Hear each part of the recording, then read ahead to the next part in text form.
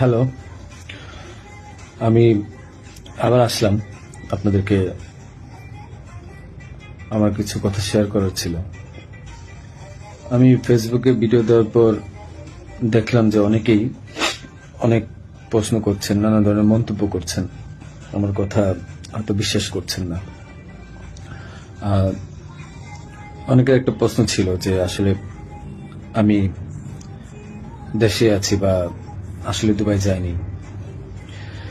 আমি একটু খুলেই বলি, কারণ এই 15-20 দিন পরে যেহেতু আমি বলছি, আমি দুবাইয়ের শারজাতে আছি।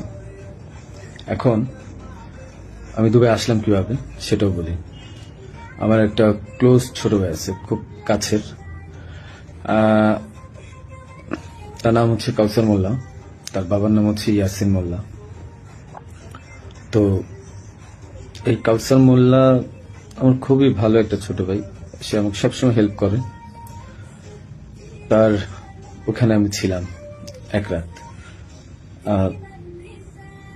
রাত ছিলাম, কারণ ওখানে থাকার পিছনে কারণ হচ্ছে মানে তার সাথে আবার আমাদের যে র্যাব 2 সেখানে খুবই ভালো সম্পর্ক। তার ওখানে একটা এএসআই আছে তুষার নাম, তার সাথে খুব ভালো সম্পর্ক থাকার কারণে সে কিন্তু প্রথম আমাকে ফোন দিয়ে জানায় যে ভাই এই ঝামেলা হয়েছে, আপনি জানতে পারছি, আপনি আমার বাসায় আসেন, এরপরে আমি আপনাকে দেশের বাইরে পাঠানোর ব্যবস্থা করব।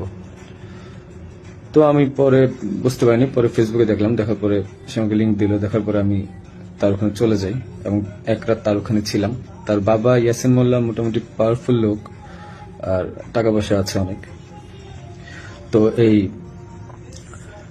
কাউসার যেহেতু র্যাবের সোর্স হিসেবে কাজ করে, তো সে আমাকে হেল্প করছে, অনেক হেল্প করছে, আমি ওখান থেকে চলে আসতে পারছি। আর এই কাউসারই কিন্তু আমাকে হাদির সাথে পরিচয় করে দিছিল। আমার কাজের জন্য কাউসার মোল্লা আমাকে হাদির সাথে পরিচয় করায় দেয়। আমি তার নামটা কেন বললাম, কারণ আমার তাকে সন্দেহ হয়েছে। সে আমাকে দেশ থেকে করছে, সেভ করছে, সবকিছু করছে। যেহেতু কাজটা আমি করি নাই, সে জানতো যে আমি কখন হাদির কাছে যাই, কি করি না করি, সবই জানতো, কারণ আমার কাজের জন্য আমি যাচ্ছিলাম, সে জানতো। যেহেতু সে আমাকে পরিচয় করেছে, তাকে আমি, সে নিজেকে এখন ওই নাহিদ সার্জিস, তারপর আপনার হাদি, এদের খুব ক্লোজ আমাকে বলছিল। সেই বিদায় আমি তাকে বারবার বলছিলাম যে আমাকে তাহলে একটু পরিচয় করায় দেন আমার কাজটার জন্য, আমার কাজটা তো এখন দরকার, কারণ আমার প্রতিষ্ঠানে কোনো কাজ নেই। তো সে আমাকে পরিচয় করায় দেয়, কিন্তু যখন সে, আমি জানি না, ওখান থেকে চলে আসার পর, বিদায় নিয়ে চলে আসার পর হাদি গুলি খাইছে এবং সে আমাকে আশ্রয় দিছে এবং সে আমাকে সেফ এক্সিট করে দিছে। আর সে র্যাবের সোর্স হিসেবে কাজ করছে। যখন এগুলো আমি মিলাইলাম, তখন আমার কাছে মনে হলো যে সে অনেক কিছু জানে। তাই আমি তার কথাই বললাম যে আপনারা একটু, আমি বাংলাদেশের পুলিশ প্রশাসনকে বলবো যে আপনারা একটু কাউসার মোল্লা আর তার বাবা ইয়াসিন মোল্লা, এই দুজনকে একটু জিজ্ঞাসাবাদ করবেন যে আসলে মূল ঘটনা কোথায়, আমাকে কেন, আমার মনে হচ্ছে তারা আমাকে ফাঁসাইছে। তো এটা গেল। তাদের সাথে জড়িত র্যাবের সোর্স হিসেবে সে কাজ করে, তাদের সাথে জড়িত র্যাব 2 এর তুষার নামে একজন এসআই আছে, আপনার তাকেও জিজ্ঞাসাবাদ করবেন। এখন আমি আরেকটা কথায় আসি। আপনারা বলছেন যে আমি কেন দেশ ছেড়ে চলে গেলাম। আরে ভাই, আমি তো মানুষ, আমি ব্যবসা করে খাওয়ার ছেলে। দিন শেষে দেখা যাবে যে আমি দেশে থাকবো, আপনারা আমাকে মব করবেন। তো যেহেতু মবের যুগ চলতেছে এখন, 5ই আগস্টের পর থেকে আপনারা মবের একটা যুগ নিয়ে আসছেন, তো আমি কিভাবে মানে দেশ না ছেড়ে আসি? আর আমাকে তো কালচারই বলছে যে আপনি দেশ ছেড়ে চলে যান, আপনি দেশে থাকলে অনেক ঝামেলা হবে। তো আমি দেশ ছেড়ে চলে আসছি। পরবর্তী জানতে পারছি এই কাউসার র্যাবের সবার সাথে ঘুরে ঘুরে মানে মোটামুটি র্যাবকে ব্যস্ত রাখছে এবং আমার ফ্যামিলিকে সেই মোটামুটি ইনফরমেশন গুলো দিচ্ছে। তো আমি বারবার বলছি যে আপনারা কাউসারকে ধরেন। আমি শিওর এই আমাকে ফাঁসানোর পিছনে অনেক বড় হাত আছে এবং সে জানে যে কাজ কাদের। যেহেতু তার ব্যাকগ্রাউন্ড, আমার ছোট ভাই ভালো সম্পর্ক ছিল, তার ব্যাকগ্রাউন্ড কিন্তু ভালো ছিল না। একটা ভিডিও আমি শেয়ার করব, সে কিছুক্ষণ পরে তার হাতে আর্মস ছিল, এই ভিডিওটা আমি শেয়ার করব। এটা আমাকে একজন পাঠাইছে। ওকে, আচ্ছা, এখন আরেকটা প্রশ্ন আপনাদের উত্তর দিই। আমি প্রশ্নগুলো নোট করছি, একটু একটা মিনিট।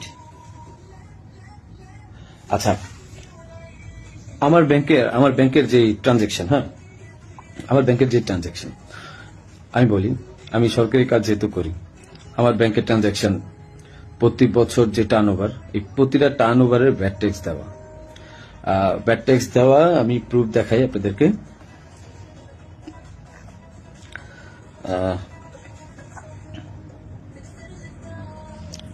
প্রত্যেকটারই ভ্যাট ট্যাক্স দেওয়া। অ্যান্ড আমি ব্যবসা করি 2010 সাল থেকে। তো আমি ট্যাক্স দেওয়া শুরু করেছি মেবি 14 সাল থেকে। হ্যাঁ, তো ওসব কাগজগুলো নাই, একটা দুটা বছরের খুঁজে পাইছি। এই যে দেখেন, 2022 সালে আমার 21 লাখ টাকা ট্যাক্স দেওয়া ছিল, এবং 2023 সালে আমার 66 লাখ টাকা, এবং এই বছর কিন্তু আমি 9 লাখ টাকা, ব্যবসা এত ভালো ছিল না, 9 লাখ টাকা আমি ট্যাক্স দিয়েছি। ঠিক আছে, আপনাদের আরো কিছু প্রশ্নের উত্তর দেব আমি। যে আপনারা বলছেন যে আসলে হাদি টাকা নেয় না, হাদি অনেক ভালো মানুষ। আমার যে 65 লাখ টাকা আপনারা বলছেন বাজেয়াপ্ত করবেন, এই 65 লাখ টাকা আমার দুইটা আইটি কোম্পানি থেকে আমাকে দেওয়া হয়েছে, এবং এটা পে অর্ডারের মাধ্যমে দেওয়া হয়েছে। আপনারা এগুলা আপনাদের যে সিআইডি আছে তাদেরকে বলেন খুঁজে বের করতে। এটা আমার কামাই করা টাকা, তাদের সাথে ব্যবসায়িক ডিল ছিল, বিদায় এই টাকা তা আমাকে দিছে। আর এখন ওই টাকাটা আমি এফডিআর করে দিছিলাম আমার বাবুর জন্য, আমার ওয়াইফের নামে। ওই টাকাটা আপনারা বাজেয়াপ্ত করতে যাচ্ছেন, করেন, সমস্যা নেই। হাদিকে আমি 5 লাখ টাকা দিয়েছি, তার প্রমাণ হচ্ছে হাদি যখন আমার কাছে টাকা চায়, ঠিক এই টাকার উপরে আমি 5 লাখ টাকা লোন নিয়েছি ব্যাংক থেকে। আমার কাছে যদি ভাই 127 কোটি 218 কোটি টাকা থাকতো, তাহলে আমি কি লোন নিতে যেতাম? আমাকে খুব মিথ্যাভাবে ফাঁসানো হয়েছে। আমি বলছি জড়িত না, বাবা মা জড়িত না। ওখানে আপনি এনআরবিসিতে খবর নিবেন আপনারা, যে আমি 5 লাখ টাকা লোন নিয়েছি, এবং লোন নিয়ে এই টাকা আমি হাদিকে দিয়েছি। কারণ সে আমাকে বলছিল যে ইসের ছাড়া, মানে অ্যাডভান্স ছাড়া সে কাজ করতে পারবে না। আরেকটা কথা, আপনারা বলতেছেন যে জাবের এত ভালো মানুষ, খুব ভালো মানুষ, মহৎ মানুষ, তারা টাকা নেয় না। জাবেরকে জিজ্ঞাসা করবেন, জাবেরকে ধরে এনে জিজ্ঞাসা করবেন যে এই গেঞ্জি বানায় দেওয়ার জন্য, 250 গেঞ্জি বানানোর জন্য কাকে বারবার ফোন দিছে, কার কাছে বারবার টাকা চাইছে। আমি ফয়সাল, আমার কাছে বারবার টাকা চাইছে ওরা। আর তাদেরকে, জাবেরকে আমি প্রথম 10 জনে 5,000 টাকা দিচ্ছি, সে বলছে ভাই হাদিয়া দিছে, যে নেন ফয়সাল ভাই। এত সৎ লোক আপনারা। আমাকে যে মিথ্যায় ফাঁসাচ্ছেন, আমি গেছি ভাই কাজের জন্য, বানায় দিচ্ছেন খুনি। আর আপনারা বলতেছেন যে তোমার বাবা মা বলছে, তোমার মা বলছে, তোমার বোন বলছে, তোমার বউ বলছে, তোমার উমুক এক মাইয়ারা বানায় দিলেন আমার বান্ধবী, যে উমুকে বলছে, যে সবাই বলছে যে তুমি এগুলা সাথে জড়িত। হ্যাঁ, আমি পাগল তো, যে আমি মানুষ মার্ডার করে আমি আমার বাসায় যাব, আমি মানুষ মার্ডার করে আমি আমার বাসায় যাব, যেন 14 গোষ্ঠী ধরতে পারে। মানে আমি এত বড় বোকা, এত বড় পাগল? হ্যাঁ, মানে এটা তো মানুষের কমন সেন্স। আমি কেন বাসায় যাব? আমি একটা মানুষের মার্ডার করছি, আমি সোজা এক্সিট নিব, আমি কেন বাসায় যাব? তারপর এই যে আপনারা বলতেছেন যে আমার মা বলছে, বাবা বলছে। আরে ভাই, আমি জেলখানায় খবর নিছি তাদের ওখানে যাওয়ার পর।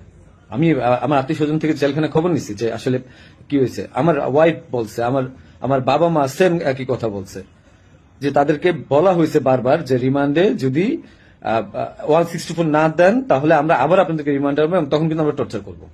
তাহলে কি করবে যারা জীবনে কোনোদিন প্রথম জেলখানায় গেছে? কি মানে এগুলো কি আপনারা কি পাইছেন? যে আমি ওরা মার্ডার করছি, প্রমাণ কোথায় আপনাদের কাছে যে আমি ওকে মার্ডার করছি? আপনারা কালচারকে ধরেন। সে আমাকে কেন সেফ এক্সিটের ব্যবস্থা করে দিচ্ছে? সে কেন বারবার আমাকে হেল্প করছে? কেন আমার সাথে হাতের সাথে পরিচয় করে দিচ্ছে? He knows everything.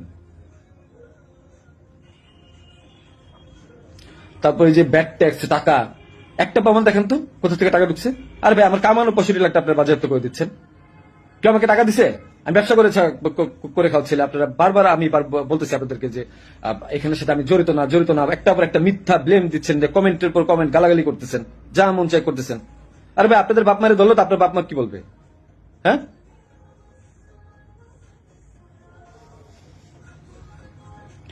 যে আপনাকে জিজ্ঞাসা করেন যে গেঞ্জি কার কাছ থেকে বাঁধিয়েছে, পতাকা কার কাছ থেকে বাঁধতে চাইছে, জিজ্ঞাসা করেন। এই খুনির বিচার হবে। আমাকে ফাঁসানোর চেষ্টা করছেন, করেন।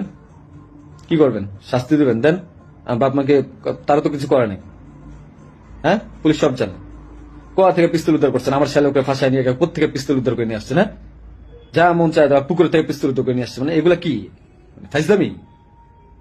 হ্যাঁ, আমার বোনের বাসায় পিস্তল পাইছেন, গুলি পাইছেন, এই গুলি পিস্তল আপনারা বলতেছেন বারবার যে তার বাসায় চিপা। আরে ভাই, ওই জায়গার মধ্যে মোবাইল ফালাই দিছিল, ওই জায়গায় আমার মোবাইল ফালাইছে, ওই মোবাইল আনতে গেছে, ওইটা বানাইছে গুলি পিস্তলের জায়গা না? বাসা থেকে কারো কাছ থেকে পাইছেন? কার বডি রিকভারি পাইছেন আপনারা? আপনি এদেরকে ধরেন,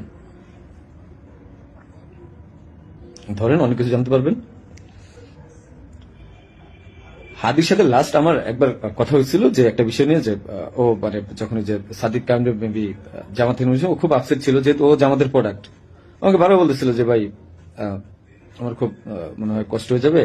আমি ওরা বলছিলাম ফাইজলাম করে যে মির্জা আব্বাস ভাই তো খুবই ভালো মানুষ, ওনার কাছে যান, উনি আসলেই ভালো মানুষ, ভাই তো ভালো মানুষ। হাদি নিজেও বলছে যে মির্জা আব্বাস ভাইয়ের কাছে যান, উনি ভালো মানুষ, ওনার কাছ থেকে আপনি যা 2-4 কোটি টাকা নিয়ে আপনি নির্বাচনটা বাদ দিয়ে দেন। এটা আমি একবার ফাইজলাম করতে করতে বলছি। তো বলছে ভালো তো ভাই, যদি টাকা দেয় তাহলে তার নির্বাচন করা লাগবে না। তো হাদির মুখে শোনা মির্জা আব্বাস ভাই ভালো লোক মানুষ, মির্জা আব্বাসের মতো লোক এই কাজ করতে পারে না। যারা করতে পারে তাদেরকে জিজ্ঞাসা করেন। ইসলামের একটা সীমা থাকা উচিত। জামাত শিবিরকে ধরেন,